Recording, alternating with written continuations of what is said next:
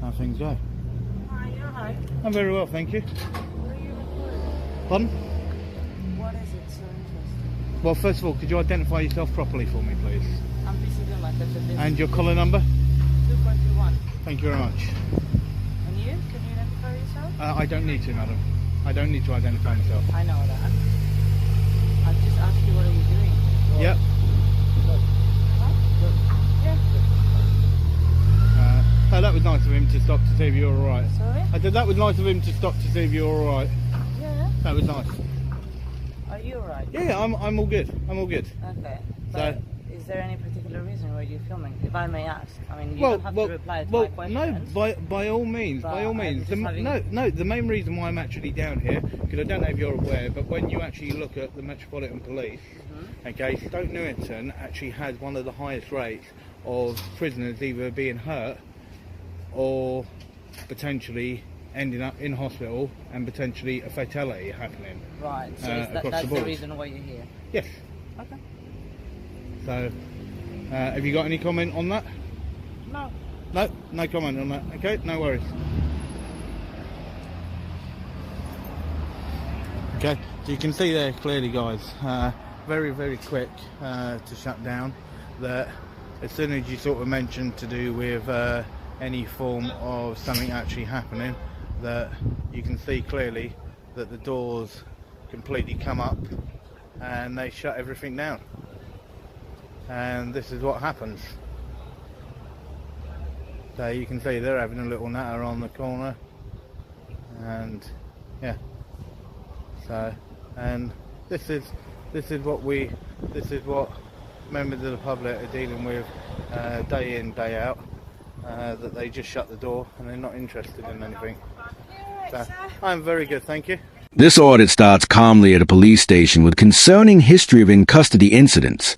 The auditor is there to observe how officers respond to being filmed and asked about publicly available information. Early interactions are tense but controlled, setting a basic standard of professionalism. That standard, however, is about to collapse due to the actions of a single officer.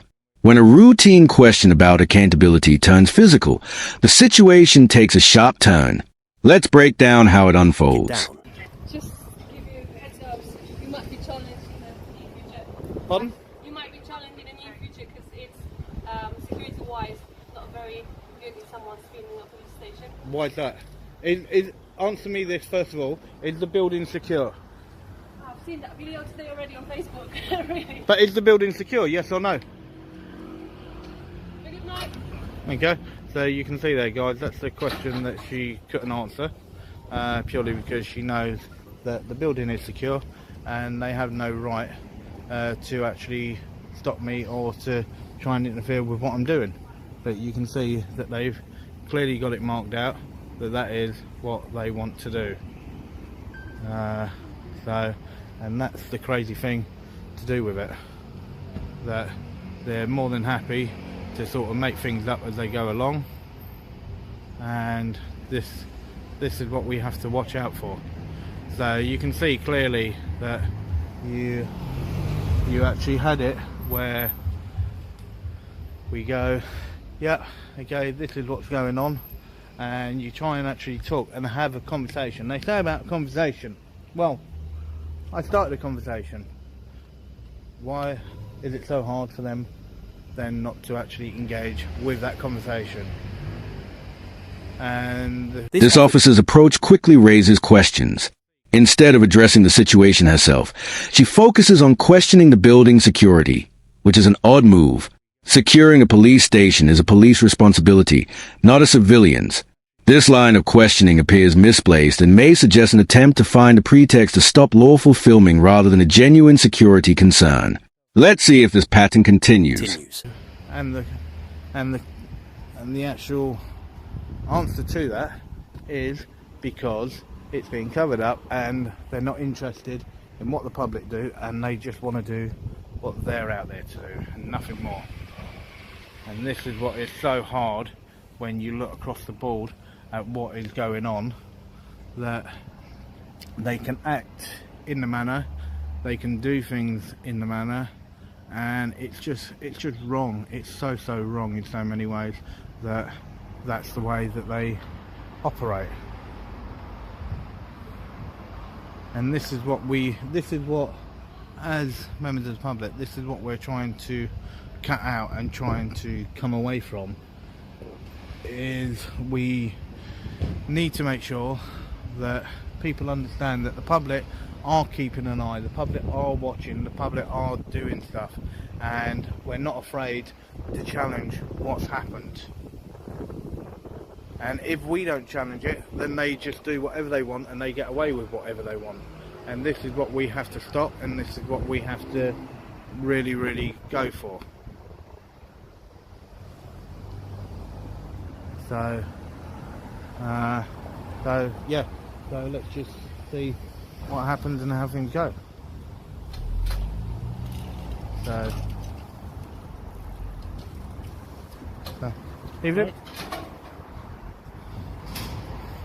So you can see there, that was the sergeant that came out, and he just left me completely alone to do what I need to do, which is good. And it's exactly what he should be doing, but also when you just got a PC and they're talking about to do with the security and so on and so forth. Now, if a PC can come out with that, but then they'll actually have your sergeant then that comes out.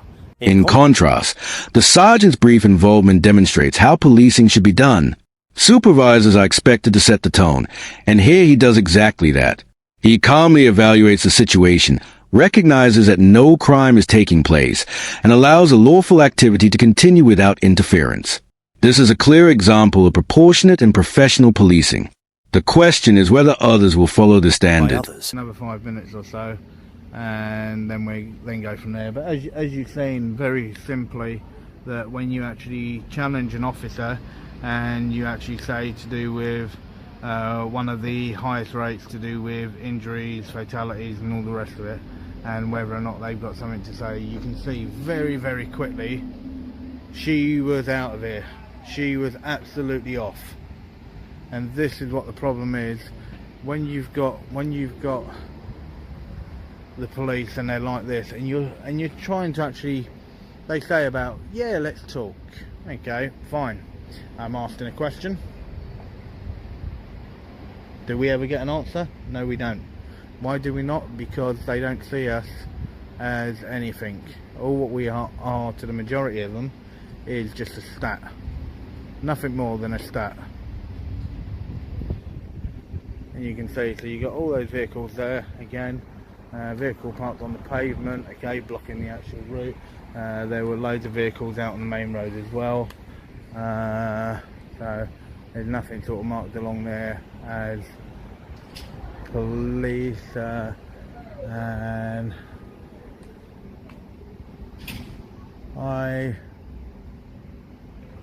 think that might be a part of their building. I believe it is.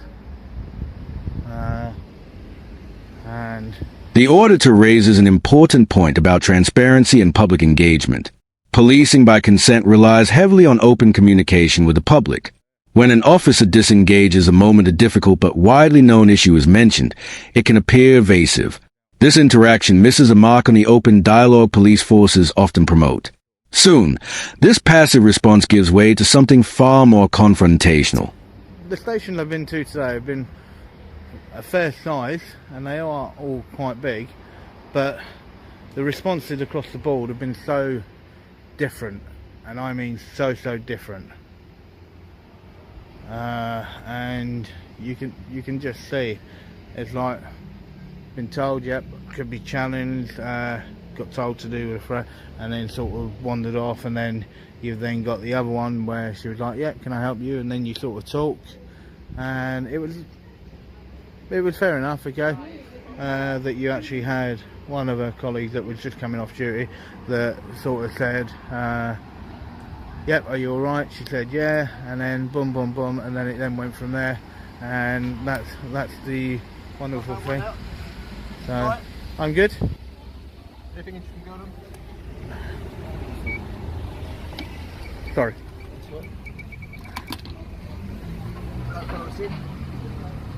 Fun game to YouTube, is it?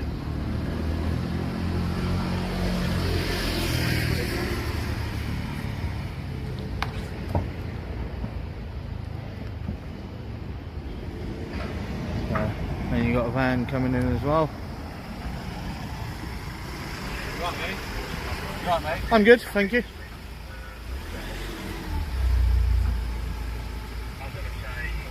Did you just not record the code? Move your camera. Mate, we're trying to record the code here. I'm not trying to record the code. But you're going to catch... Here, the auditor highlights a clear inconsistency in how officers have treated him throughout the day. Consistent professionalism is essential for building public trust, yet his experiences range from respectful indifference to direct interrogation.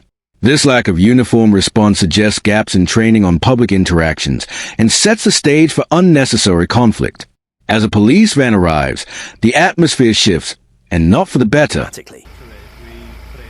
Well, you don't know what I'm capturing. No, I don't have to do anything, sir. Don't tell me to do something, sir.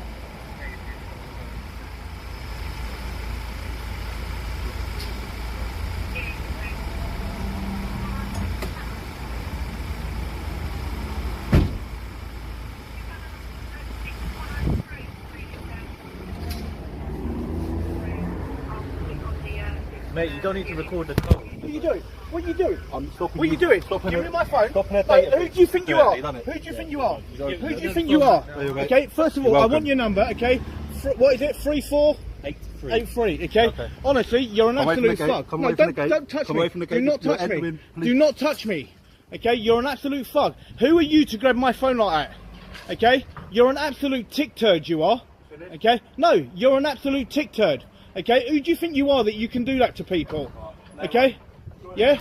Look, you're an absolute tick turd, see? You won't come back out, will you? Okay? Who do you think you are that you can do that? Okay? You're an actual police constable, okay? You're an absolute arrogant tosser. Okay?